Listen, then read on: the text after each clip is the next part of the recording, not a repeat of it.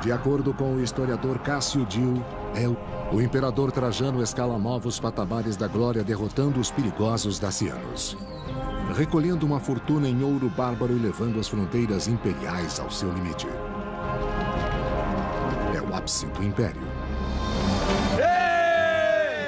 Agora, depois de 3 séculos de guerra implacável, Roma está no centro do mundo, uma superpotência solitária, sem rival. Mas a paz torna o império flexível. É envolvido em luxúria, distraído por jogos elaborados na arena.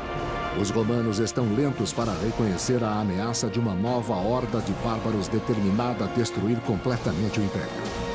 Roma, ascensão e queda de um império, revolta e traição.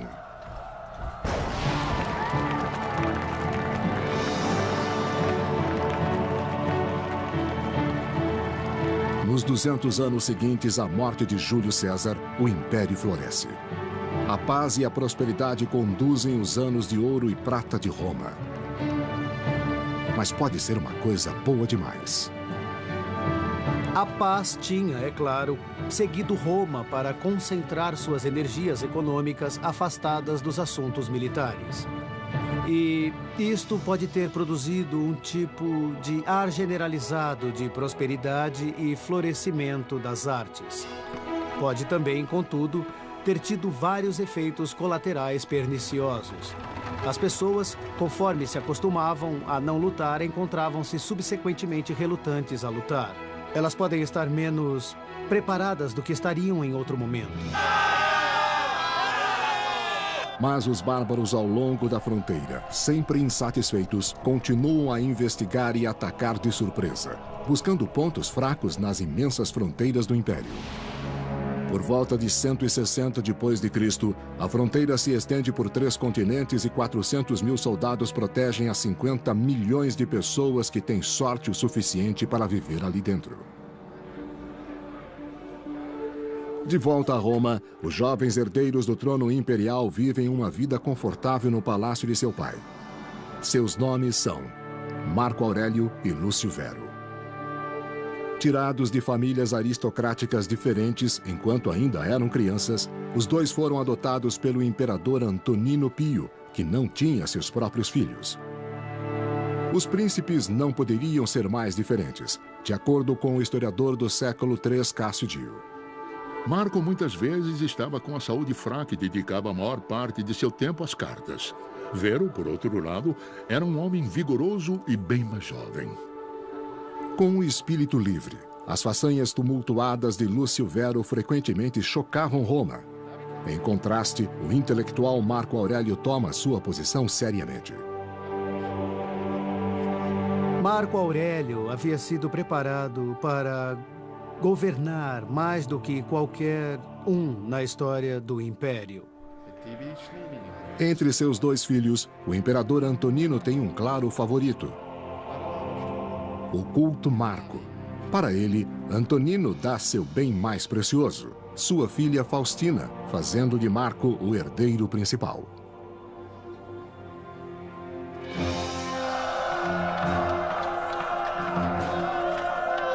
Em 161, quando o imperador Antonino morre, Marco e Lúcio Vero assumem o trono, apoiados e aprovados pelo exército pessoal do imperador, a Guarda Pretoriana. Teria sido fácil para os pretorianos aceitarem esses 2 jovens como seus imperadores. De todas as tropas do Império, os pretorianos eram os conhecidos, porque estavam posicionados em Roma e eles, portanto, estariam guardando o palácio e poderiam fazer interações com esses 2 príncipes por muitos anos. Eles sedimentaram seus laços com os pretorianos com um generoso suborno, um bônus igual a muitos anos de salário de um guarda regular. Marco e Lúcio Vero irão precisar de lealdade do exército romano, pois a guerra aparece grande no horizonte. Ao leste, os partos invadem o aliado de Roma, Armênia, tornando a Síria vulnerável ao ataque.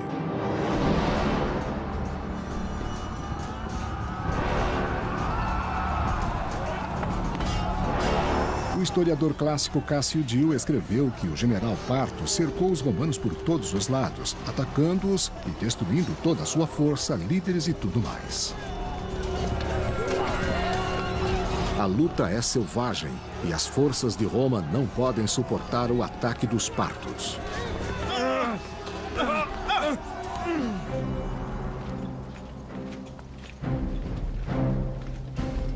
Em 162, Roma não tem escolha a não ser mandar suas tropas para a guerra.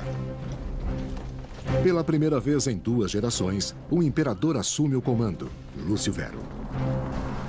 Seu irmão, Marco Aurélio, permanece em Roma. Os 2 homens eram inexperientes militarmente. Marco, que é o mais velho dos 2 imperadores, manda Lúcio Vero para o leste, para cuidar desta ameaça. Lúcio Vero marcha de Roma para um confortável quartel-general na Antioquia, distante da frente de combate. Ele está constantemente em comunicação, ou pelo menos sua burocracia está em constante comunicação com os líderes no fronte. Mas, principalmente, isso é uma liderança ausente. E funcionou. Funcionou enquanto se tinha bons líderes no fronte. Síria, 162 d.C. Felizmente, no fronte, Vero tem um dos melhores líderes de sua geração, Ávido Cássio, o comandante das legiões da Síria. Ávido tem sido há muito tempo um jogador na política imperial, mas a guerra prova seu verdadeiro talento. Ele era um general bem experiente. Ele mesmo era sírio e tinha ligações com a nobreza do leste. Vero só ficou na Antioquia festejando, enquanto Ávido havia colocado a campanha toda no chão.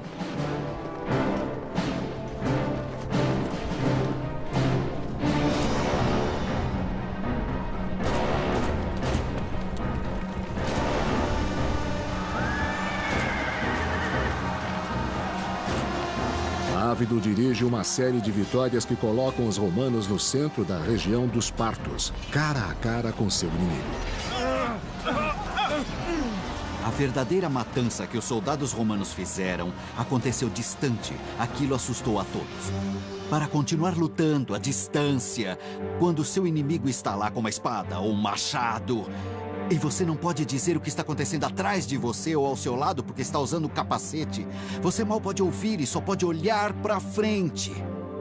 Isso requer coragem e dedicação e superação do seu medo a um grau esmagador e fantástico. Pelos próximos 3 anos, Ávido e suas tropas fazem uma limpeza brutal através da Pártia. Em 165 d.C., eles alcançam a capital Ctesifon, que se encontra próxima da moderna Bagdá. Os romanos cruelmente devastam a antiga cidade. O historiador clássico Cassiodio escreveu: Quando o rei Parto foi abandonado por seus aliados, Ávido o perseguiu até Ctesifon e destruiu completamente seu palácio. O saque foge do controle. Enquanto saqueiam os templos dos deuses locais, os soldados roubam vasos sagrados e outros tesouros. É uma abominação violar templos. A punição divina para o crime chega rápida e furiosa. Os soldados contraem uma doença mortal de suas vítimas partas, possivelmente peste bubônica. Os romanos saem de Ctesifon envolvidos no sucesso e involuntariamente carregando o contágio. Tendo conquistado Pártia e segurado o Império do Leste, Ávido e o imperador Lúcio Vero voltam para a Itália. Roma, Itália, 166 d.C. A cidade honra a gloriosa vitória com uma magnífica parada, festas públicas e jogos que colocam os gladiadores contra os prisioneiros. Tudo parte de uma extraordinária exibição conhecida como Triunfo. Milhares de pessoas poderiam estar vindo para assistir. Elas estariam tremulando bandeiras, jogando coisas e aplaudindo conforme o exército passava. Mas por trás disso, poderia ser apenas uma demonstração massiva do saque dos presos e de uma grande quantidade de capturas. Então era realmente um evento público enorme. Os meses de processo custam uma pequena fortuna. O triunfo é uma experiência única na vida. Lúcio Vero comemora com a sua nova noiva, Lucila, a filha de seu irmão e co-imperador Marco. Quando Marco Aurélio e Lúcio Vero festejavam esse triunfo nos anos 160, toda uma geração havia nascido e atingido a meia-idade e nunca havia visto um triunfo. Assim, esse foi um evento gigantesco. Deve ter sido um evento muito importante. Mas o imperador Marco é incapaz de apreciar as festividades. Ele sabe que a campanha no leste consumiu tremendamente o exército de Roma.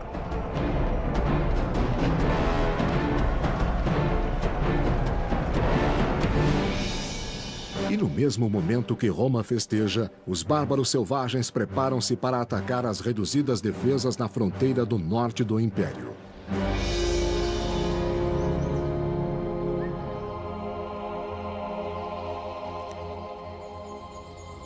Ao longo da fronteira do norte, os legionários deixados para guardar as fortificações são realmente poucos. Muito poucas tropas voltaram da guerra no leste. Os guardas são um alvo fácil para os homens das tribos bárbaras, que se arrastam nas densas florestas para atacar os romanos.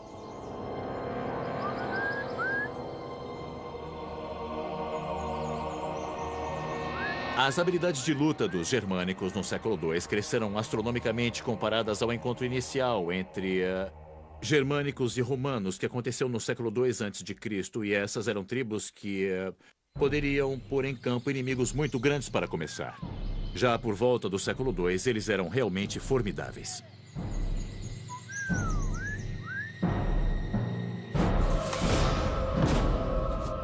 Fora das fronteiras do Império, os soldados estão matando sem piedade.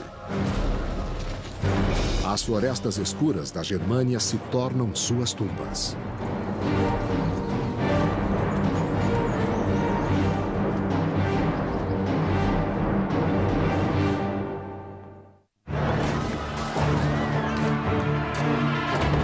Enquanto os irmãos Marco e Lúcio Vero dividem o título de imperador, o general deles, Ávido Cássio, conquista uma grande parte do Império Parto, mas a um preço terrível.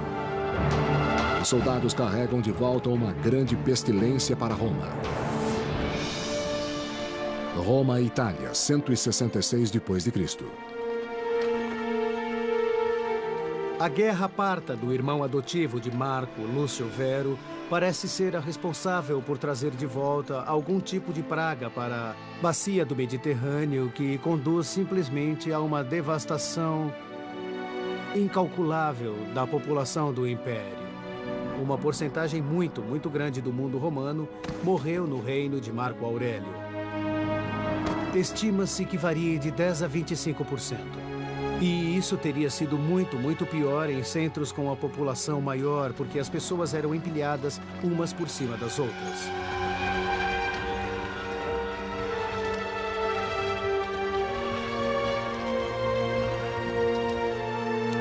Os charlatães se aproveitam dos medos das pessoas, vendendo amuletos de ervas falsos para afastar a doença. Eles dizem que a praga é a vingança dos deuses por terem atacado os templos partos. O imperador Marco deve reparar seu pecado com um sacrifício.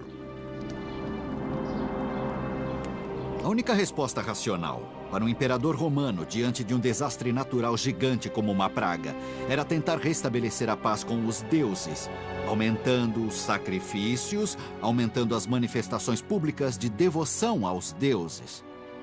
Porque, no caso de um desastre natural, o imperador tinha a responsabilidade de preservar todas as pessoas, retribuindo aos céus a benevolência dos deuses.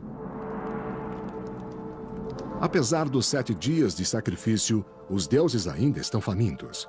A quantidade de mortos continua a aumentar, especialmente entre as tropas nos acampamentos do exército. Muitos soldados experientes se perderam e um grande número da população civil, por isso era difícil repercutir rapidamente.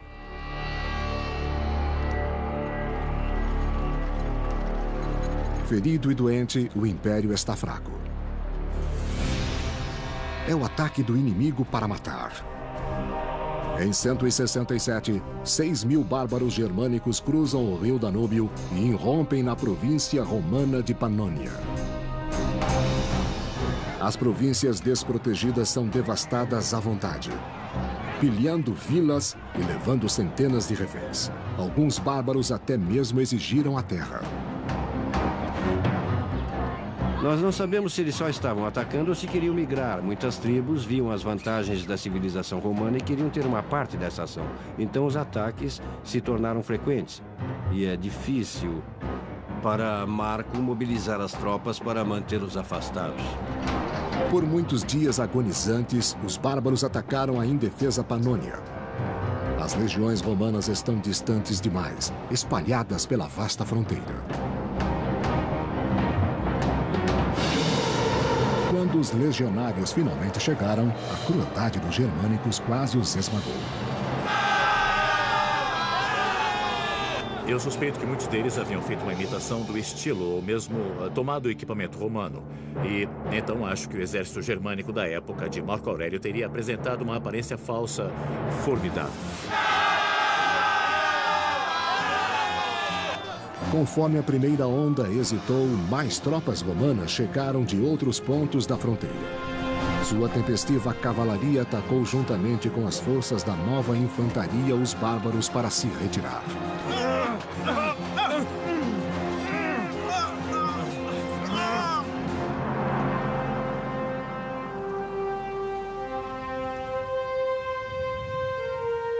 Mostrando incrível confiança, o líder militar germânico Balomário, da poderosa tribo Marcomanni, arrisca-se no campo romano para negociar um tratado de paz. Surpreendentemente, ele representa não apenas seu próprio povo, mas 10 outras tribos também.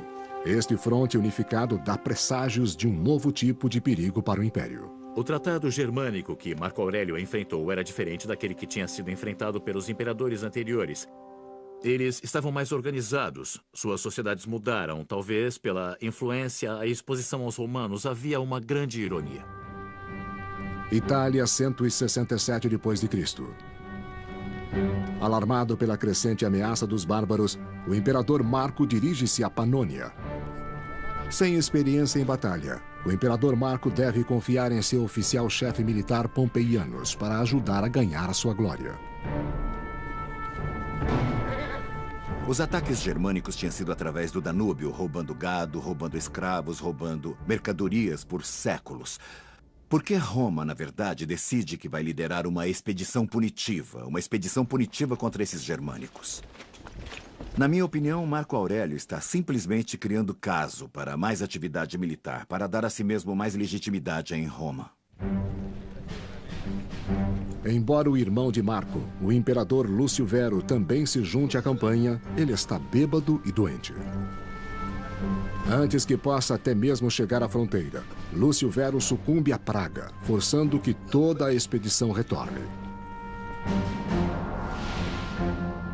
Marco não tem escolha a não ser voltar para Roma com o corpo de seu irmão, abandonando a fronteira do norte à ameaça sempre crescente dos bárbaros.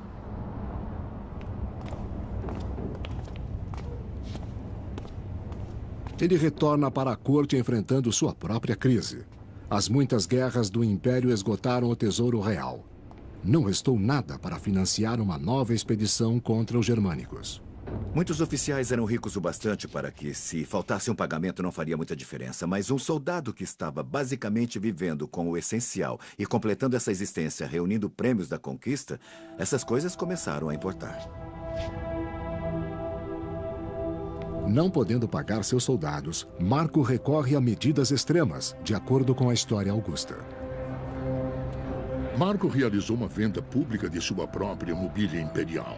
Ele vendeu taças de ouro e cristal e até mesmo as togas de seda de sua esposa, bordadas em ouro. É como se a família real na Inglaterra ficasse sem dinheiro e tivesse que penhorar as joias da coroa ou algo assim para conseguir levantar dinheiro. Eu chamo isso de esquema de relações públicas, porque você não poderia levantar dinheiro suficiente para administrar uma guerra vendendo seu segundo ou terceiro aparelho de jantar, que é mais ou menos o que o imperador fez. Mas ele fez uma tentativa de mostrar que até mesmo o imperador ia fazer um sacrifício pessoal em favor do bem comum. O tipo de sacrifício que os americanos uma vez fizeram comprando obrigações na Segunda Guerra.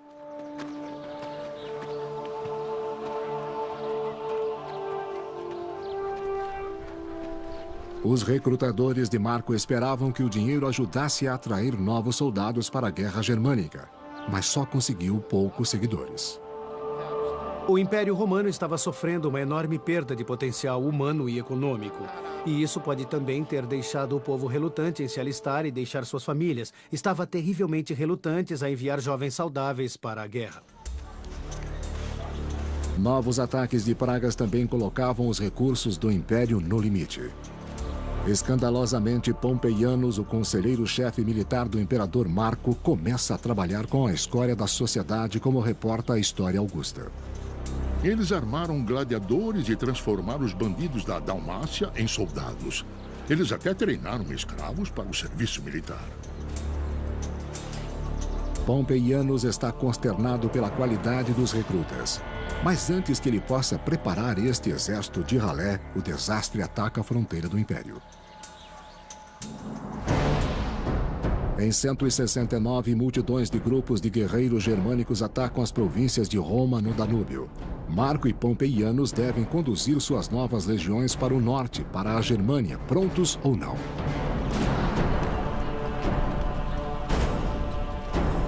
Lutando no território dos bárbaros, o inexperiente exército romano está claramente superior. Quando os germânicos foram capazes de atrair os romanos para atravessar o Danúbio e lutar no terreno de floresta, onde os soldados romanos não eram capazes de desenvolver suas linhas militares, não eram capazes de usar suas artilharias de forma eficaz, os germânicos tinham vantagem e eles muitas vezes venceram.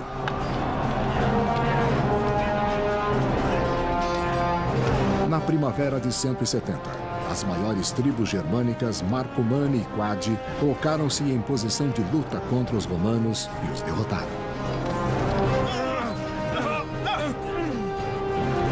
Marco Aurélio é com certeza especial, mas isso significa que ele é um bom líder? Com que eficiência ele pode liderar as tropas em batalha? O fato é que os registros que temos de Marco Aurélio não são bons. A primeira grande batalha de Marco resulta no massacre de 20.000 romanos. É a pior derrota romana em um século. O imperador Marco Aurélio lidera seu primeiro exército para a batalha contra os germânicos. E falha completamente. Então o desastre vem atrás dele. Enquanto Marco se atolava no Danúbio, outros germânicos eram empurrados para dentro da Itália. Em 170 d.C., eles se apoderam da rica cidade portuária de Aquileia, próxima da moderna Veneza, e a devastaram completamente. É a primeira vez em 3 séculos que os bárbaros atacam o interior italiano.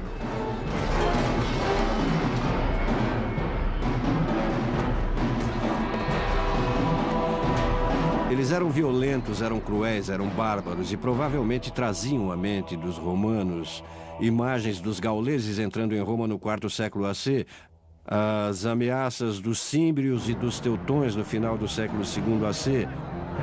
Os romanos particularmente temem esses indivíduos chegando à Itália. Com Roma imersa no terror, o imperador Marco Aurélio deve agir rapidamente para derrotar esse inimigo de uma vez por todas. Ele se desloca com seu exército para o norte ao longo do Danúbio e se prepara para invadir as terras da poderosa tribo Marcomanni.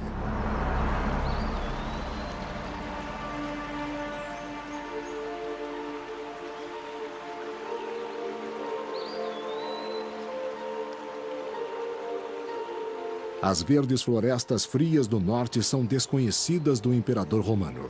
Sozinho e distante do único lar que já conheceu, Marco se ajusta pobremente à vida irregular de um oficial de exército. A sua saúde declina.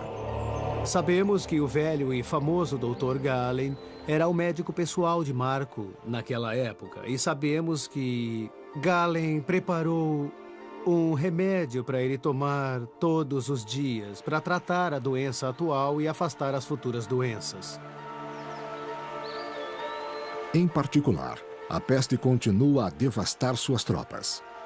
Com a morte constantemente em sua mente, Marco registra seus pensamentos mais íntimos em um diário. conhecido como As Meditações, ainda é editado hoje e revela um homem lutando com o seu destino. Não haja como se fosse viver por 10.000 anos. A morte o ameaça. Enquanto você vive, enquanto está no seu poder, seja um homem decente.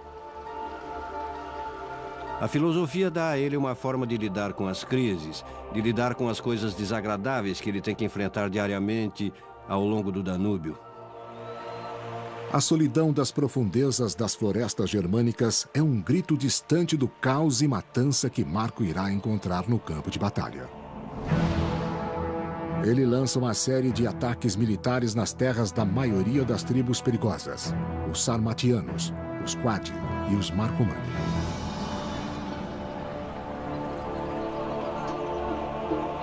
Os bárbaros haviam derrotado Marco antes e permanecem confiantes quando preparam o acampamento ao longo do rio.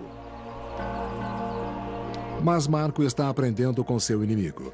Ele abandona a linha de formação romana estabelecida a favor de unidades menores e mais ágeis chamadas vexillatus. Isso dá ao seu exército maior flexibilidade quando manobram através das árvores. Era uma guerra nova, era uma guerra diferente. E era uma guerra que era muito diferente para alguns desses veteranos que apenas lutaram contra os partos, em linhas muito simples e usando táticas convencionais no Oriente Médio. Essa era uma guerra onde emboscadas serão normais. Quando os bárbaros finalmente suspeitam, os romanos atacam.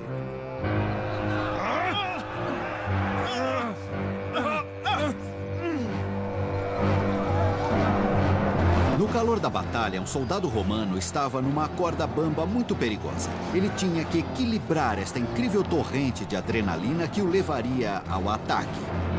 Ele tinha que ficar calmo, mesmo que seus hormônios estivessem dominando-o. Ele tinha que se afastar do pânico natural que afeta qualquer um quando se vai estar a apenas meio metro de distância em uma zona de matança que é tão perigosa para você como para o seu inimigo.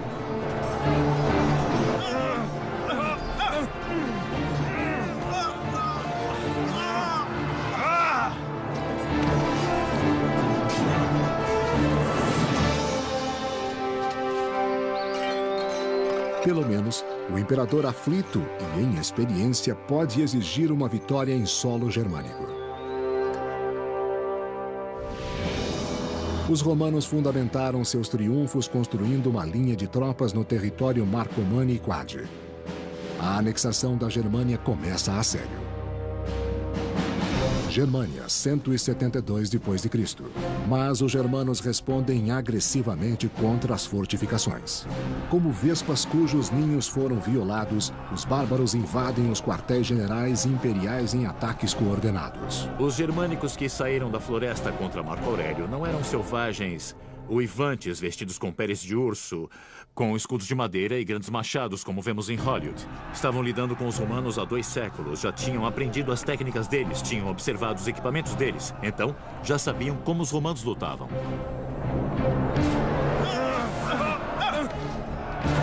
Se eles abrissem uma fresta na fortaleza, os romanos sabiam que eles iriam destruir a todos ali dentro. Dentro da fortaleza, Marco Aurélio move-se entre seus homens, restaurando seus espíritos e expondo-se ao perigo. Ele pode ter sentido algum tipo de responsabilidade pessoal que nós aprovaríamos completamente. Se ele ia mandar homens para a morte em uma guerra, ele de fato deveria estar presente, se interessar para orientar essas campanhas. Como a situação se torna mais crítica, Marco dirige-se aos seus deuses pagãos, sacrificando e pedindo pela ajuda deles contra as hordas germânicas. Os deuses respondem a ele com um milagre, de acordo com a história augusta do século IV. De pé em sua terra, ele orou para os deuses e invocou um raio dos céus contra o inimigo. Os bárbaros, é claro, viram um raio como uma coisa muito negativa. Parecia que os deuses estavam favorecendo os romanos neste caso, e não era uma coisa boa. Assim, teriam que lidar com isso. Nos portões da fortaleza, os aterrorizados bárbaros são derrotados e fogem. Os romanos estão livres. Emocionados, os romanos saúdam Marco com um novo título germânico: o Conquistador dos Germânicos.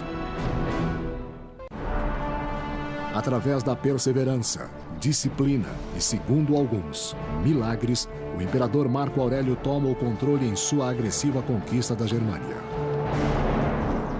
Germânia 172 d.C.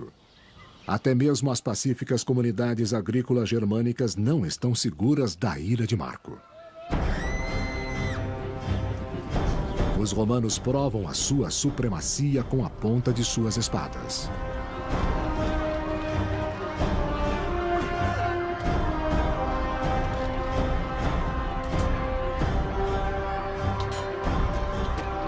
Muitas dessas guerras contra os germânicos eram uma espécie de genocídio.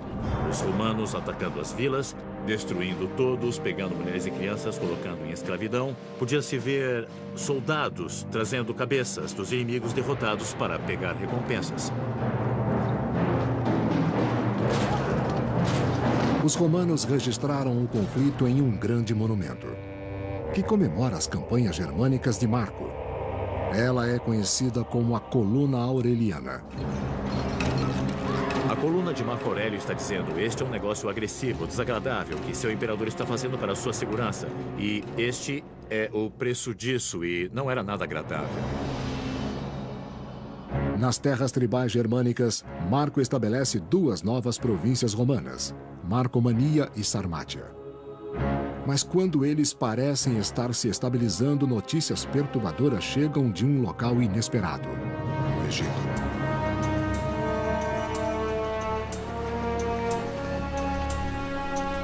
O Egito era um dos territórios mais importantes do Império Romano porque era muito rico.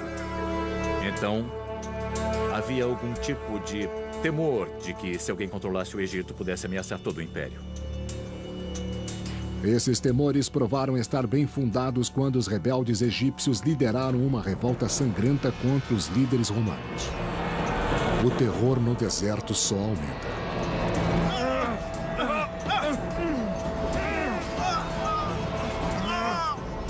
Com certeza foi uma coisa preocupante. Você tem que responder a isso prontamente. O Egito era um enorme fornecedor de grãos para Roma. Assim, quem controlasse o Egito controlaria o suprimento de comida para a plebe e a população na cidade de Roma. E também, obviamente, haveria uma pressão para que o imperador fizesse alguma coisa sobre isso. Em 174, Marco envia ordens para a Síria, onde ele tem 3 legiões estacionadas. Ele as direciona para Alexandria, Egito. Encabeçando o exército de punição está um dos mais antigos e mais confiáveis amigos de Marco, Ávido Cássio.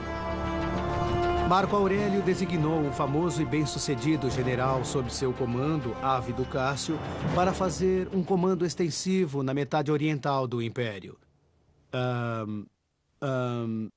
Superordenado para os governadores.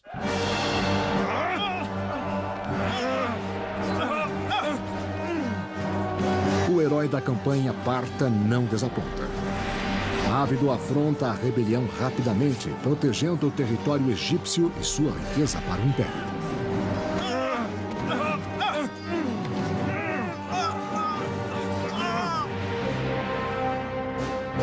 Mas ao longo da fronteira norte do Império na Germânia, o inimigo é muito mais evasivo.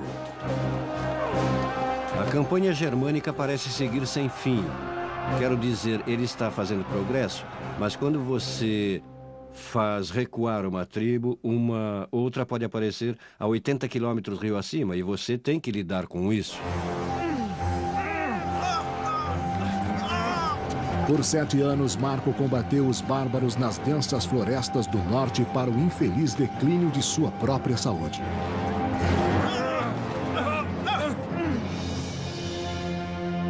Em 175, ele cai doente na fronteira germânica. Se é praga ou úlcera, sua morte parece iminente. Sua enfermeira e esposa, a imperatriz Faustina, ficou ao seu lado por 20 anos. Agora ela se preocupa pelo seu próprio futuro. Se você é uma imperatriz ou uma princesa, é muito claro o que acontece se o homem a quem você está ligada morre ou perde seu prestígio ou é usurpado. Então, sua expectativa de vida pode ser calculada em minutos, junto com a de toda a sua família. Você quer ter certeza que seu marido esteja indo bem e com saúde e seja apoiado. E ele não está. Então, você precisa estar pensando nas contingências. A dor sufoca Faustina. Quem irá protegê-la se ele morrer? Ela oferece sua mão e o império a um outro nobre, Ávido Cássio, o popular comandante dos exércitos no Egito. Ansiando ganhar a glória que ele sabe merecer, Ávido abraça a chance de se tornar imperador. A história augusta. Enquanto Marco ainda respirava, Ávido Cássio espalhou boatos falsos de sua morte. De fato, ele disse ao seu exército que o Senado já havia decretado Marco um deus. Então, ele declarou-se imperador. Ávido também pode ter sentido que era para o benefício do povo. Marco Aurélio era considerado como um bom imperador. Mas ele não era um imperador forte em muitas formas, não necessariamente tão bom em uma arena militar.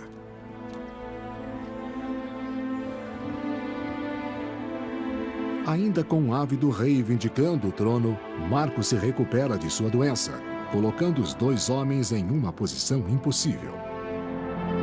O que você faz? Você não pode dizer, olha, eu lamento por esse negócio de reivindicar o trono, foi um pouco de engano da minha parte, o sangue subiu na cabeça, podemos continuar. Uma vez reivindicado, você havia declarado sua intenção de ser imperador, então você sempre seria suspeito de agora em diante. Isso estava ameaçando Marco Aurélio por uma série de razões. Ávido Cássio era um grande comandante militar a cargo de um significante número de tropas. E agora ele pretende levar essas tropas para Roma e afirmar sua reivindicação. 175 depois de Cristo. Envolvido em sua campanha germânica, o imperador Marco Aurélio é traído por um amigo íntimo, Ávido Cássio. Lamentavelmente, Ávido é encorajado pela própria esposa de Marco a reivindicar o trono.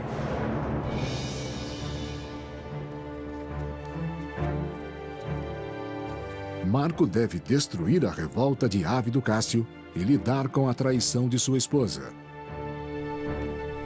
Mas sabendo que ele pode morrer na batalha que está por vir, ele proclama seu próprio filho, Cômodo, como seu herdeiro. Cômodo não tinha idade suficiente para ser alguém dono do seu próprio direito. Marco Aurélio parece nunca ter considerado ninguém além de seu filho para sucedê-lo. Tendo sido mimado nas indulgências de sua juventude real, o garoto ainda tem que provar seu caráter ou seu valor como soldado, mas ele é o único filho de Marco. A escolha não era uma das melhores para Roma. Por que promoveu Cômodo? Porque ele era filho natural de Marco e isso era uma forma normal de pensar das famílias aristocráticas romanas. Sempre houve o caso da classe alta de senadores e aristocratas romanos que tinham se promovido por muitas gerações. Com a posição de seu filho assegurada, Marco volta-se agora para a esposa que o traiu com Ávido Cássio.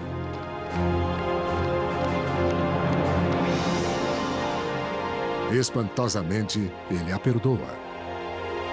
Marco não puniu Faustina depois. Ele era um homem muito inteligente e, talvez, depois de uma conversa franca com ela, entendeu quais eram os motivos dela.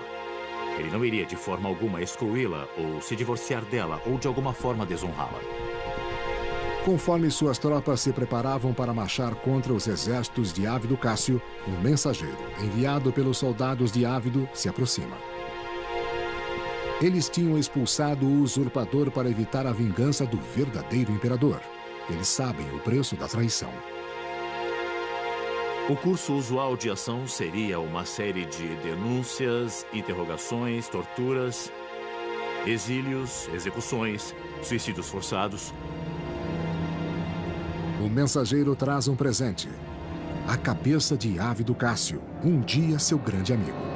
O historiador Cássio Dio escreveu: Marco estava sofrendo tanto pela morte de Ávido que não pôde nem sequer olhar para a cabeça cortada de seu inimigo.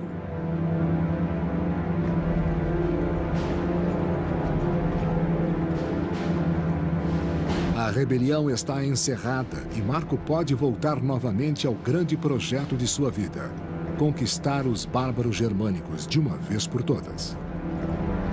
A rebelião interrompe sua campanha. Ele tem que desviar recursos, desviar tropas, transferir dinheiro e isso causa uma interrupção em seus planos. Os bárbaros levam vantagem com essas distrações.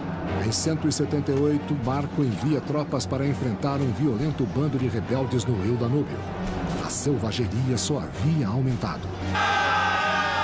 Era tão sufocante encarar esses bárbaros. Mais altos, falando mais alto. Fedendo, de aparência diferente, que... às vezes eles tinham que beber antes de entrar em batalha para acalmar seus nervos. Marco deve dominar este inimigo ou os seus anos de trabalho duro na fronteira não valerão nada.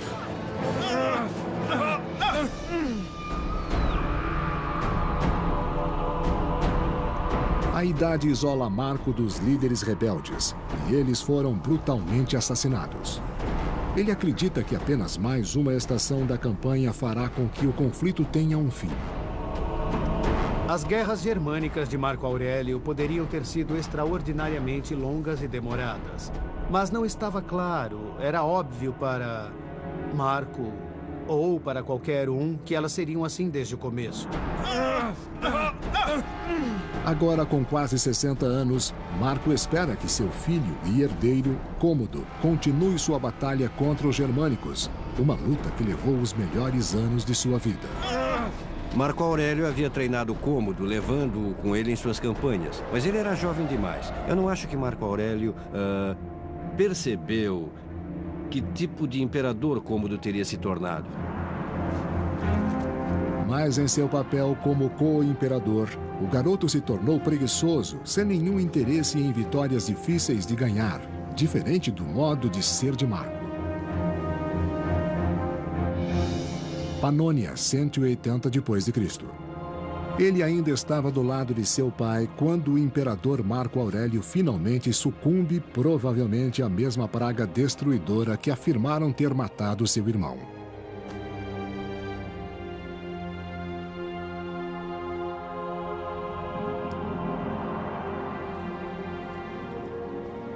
Com apenas 19 anos, Cômodo não tem paciência para a guerra e deseja boa vida em Roma.